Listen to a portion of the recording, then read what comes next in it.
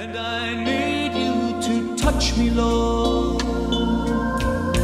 Touch my mind, my heart, my life, my Lord. So we're here again with Lisa Morris, who's the president of the Sacred Heart Apostolate. So let's say, Lisa, that a family has been to a parish mission or they've heard about enthronements. What is the preparation for having an enthronement of their home? Okay.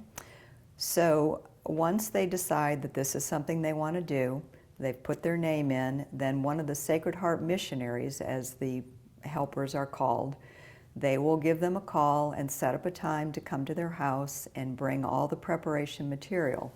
There is either a 3-day Triduum or a 9-day Novena that can be prayed, which is all laid out in a format, very easy. It takes usually about 20 to 30 minutes, we say, for the family to allow each night to do the prayers in preparation. So they can either do a 3-day or a 9-day. Okay, and then comes the day of the enthronement itself, and what does that entail?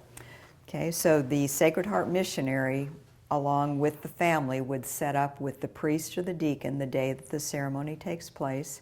Again, it's all very laid out in a booklet. It takes about 15 minutes, the ceremony itself.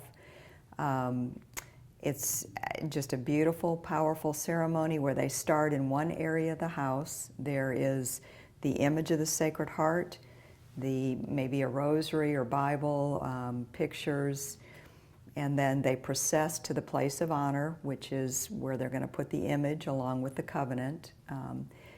And it's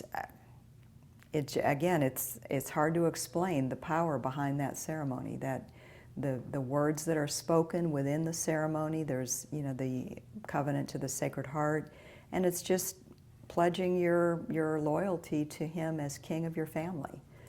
And how long does that whole ceremony that day, how long does it take? Just about 15 minutes is all. Okay, and can we invite other people, or is it just for our family? No, you absolutely invite as many as you want, because it's a real way of evangelizing too.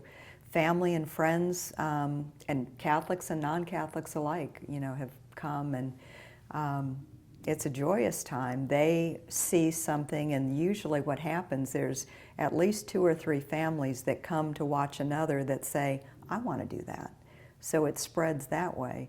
And then typically there's, a little celebration. It can be, I've been to some where there's, cake and punch or whatever, but then there's some where it's a full-blown dinner and, a celebration. Mm-hmm. So you have the celebration following the ceremony.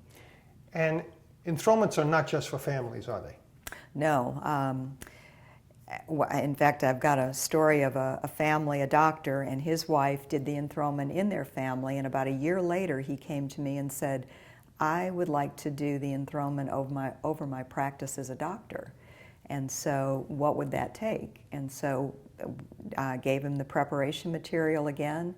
He did a 3-day novena or a 9-day novena, and then the parish priest went to his office and he did the enthronement over his practice as a doctor.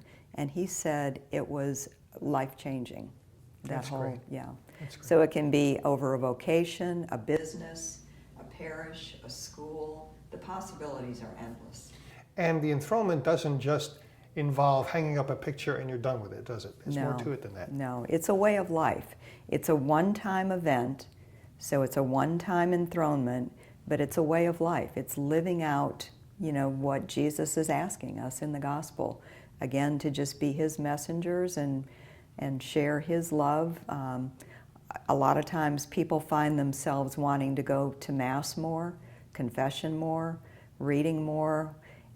Again, I look back on the families that have done the enthronements, and they are the ones that are out there in the community, in the diocese, doing amazing work.